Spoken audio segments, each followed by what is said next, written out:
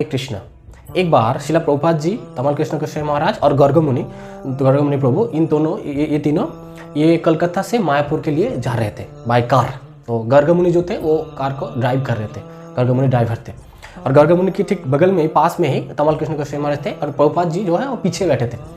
तो तमाल कृष्ण गोस्वामी महाराज गर्गमुनि जब जा रहे थे तो बहुत आपस में दोनों बातचीत कर रहे थे, कभी कृष्ण कथा, कभी कोई मेटेरियलिस्टिक कोई बातचीत। तो ये दोनों इस तरह से बातें करते जा रहे थे। ठीक क्या है, वो ये दोनों को टोक रहे थे, अरे यार तुम लोग इतना बात क्यों कर रहे हो, सामने देखो, सामने चलाओ वरना दुर्घटना घट जाएगी, कुछ हो जाएगा, एक्सीडेंट हो जाएगा, तुम लोग बात मत करो, मैं कह रहा हूँ ना बात मत करो। तो तमाल कृष्ण गोस्वामी महाराज इसको नजरअंदाज करते हुए ठीक है, जैसे होते ना कभी बड़े लोग हमें बोलते हैं ठीक है चलो सर शोर शराबा मत करो, हम लोग बोलते ठीक है चुप, थोड़ी देर के लिए चुप हो जाते हैं, उसके बाद फिर से हम लोग डिस्टर्ब करने लग जाते हैं। तो इस तरह से तमाल कृष्ण गोस्वामी महाराज, प्रभुपाद जी बोलने के बाद भी तमाल कृष्ण गोस्वामी महाराज, गर्गमुनि ये दोनों आपस में बातचीत कर रहे थे और हुआ वही, नजरें हटी और दुर्घटना घटी। उस दौरान क्या हुआ, एक किसान जो है, किसान वो साइकिल के लिए हुए, पीछे कुछ लोड थे तो वो रोड को क्रॉस कर रहे थे। तो गर्गमुनि बातचीत करते करते ना देखते हुए उन्होंने क्या उनको ठोक दिया। तो वो जो किसान जो थे, वो फार्मर जो थे, वो साइकिल को लेकर वो क्या वो गिर गए और बहुत सारे चोट भी आए। तो बस जब से होता है ना कि गांव में अगर किसी को कुछ हो जाए तो पूरा मोहल्ला इकट्ठा हो जाते हैं। तो वो किसान का ये एक्सीडेंट होने के बाद बाकी सारे जो किसान इधर उधर थे वो सभी लोग अरे मारने के इन तीनों को मारने के लिए आ गए, अरे तुमने क्या करा, उतारो इसको, मारो इसको, मारो, ऐसे करते करते वो लोग आ गए। और तमाल कृष्ण गोस्वामी गर्गमुनि दोनों बहुत भयभीत हो गए, अब तो हम लोग को पिटाई निश्चित है। तो गाँव वाले जो किसान है वो सभी लोग आ गए और गाड़ी को तोड़फोड़ करने लगा, वो जो टायर है उसको पंक्चर करने लगा। तो निकालो, इधर निकालने के लिए जा रहे थे। तब शिला प्रभुपाद जी ने अपने जो खिड़की से तरफ ऐसे मुंडी को हिलाया और बोला इधर सुनो, इधर आ सके। उन्होंने बंगाली में शिला प्रभुपाद जी किसान को कुछ बोला।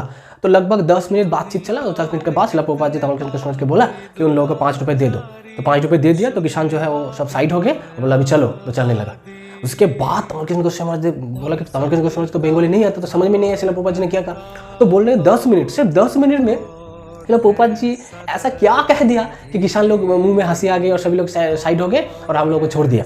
तो उन्होंने देखा शिला प्रभुपाद जी का कॉन्विंसिंग पावर कितना ज़्यादा है। मतलब शिला प्रभुपाद जी सिर्फ 10 मिनट में, जो कुछ देर पहले जिन किसान ने हम लोगों को मारने के लिए रेडी हो गए थे, सिर्फ 10 मिनट के बाद शिला प्रभुपाद जी से बातचीत करते हुए वो लोग शिला प्रभुपाद जी की शुद्धता से इतना प्रभावित हो गए, वो लोग छोड़ दिए, सिर्फ 5 रुपए दे दिया तो लोग चलने लगे। तो उसके बाद तमाल कृष्ण गोस्वामी महाराज ने और एक भी शब्द नहीं कहा। तो इसके द्वारा हमें सीखने के लिए क्या मिलता है? एक बात यह है कि शिला प्रभुपाद जी का कन्विंसिंग पावर क्या है, और दोनों तरफ जो हम लोगों को सीखना चाहिए वो है नजरें हटी दुर्घटना घटी। ये जो कलकत्ता से मायापुर का जो जर्नी है ना, ये हम लोगों के लिए ये मटेरियल वर्ल्ड से भगवत धाम का जर्नी है। तो हमें अगर हम लोग को पता नहीं है ना कि कब क्या दुर्घटना घट जाते, इसीलिए हमें शिला प्रभुपाद जी ने जो कहा है, शिला प्रभुपाद जी ने बार बार उन लोगों को टोक रहे थे कि तुम लोग बातचीत मत करो, दुर्घटना हो जाएगा, एक्सीडेंट हो जाएगा। लेकिन उन्होंने नहीं सुना, इसलिए दुर्घटना घट गई।